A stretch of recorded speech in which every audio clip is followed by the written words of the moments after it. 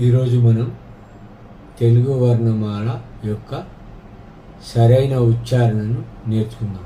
సరైన ధ్వనితో, సరైన ఉచ్చారణతో, స్పష్టమైన శబ్దంతో పలకడం నేర్చుకుందాం. తెలుగు వర్ణమాల ముఖ్యంగా రెండు భాగాలు.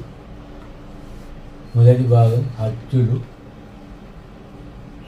అ, ఆ, ఇ, ఈ, ఉ, ఊ, రు, రు, ఏ, ఐ, ఓ, ఔ, అం, అహ.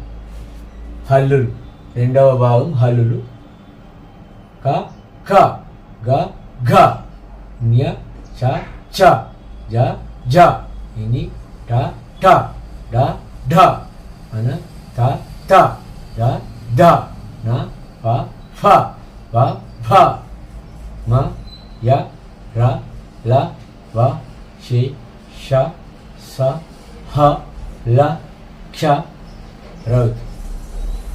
ఈ విధంగా మాత్రమే నేర్చుకోవాలి వర్ణమాలను. స్పష్టమైన ఉచ్చారణ, సరి అయిన ఉచ్చారణతో నేర్చుకున్నప్పుడే మనం సరిగ్గా చదవగలం, రాయగలం.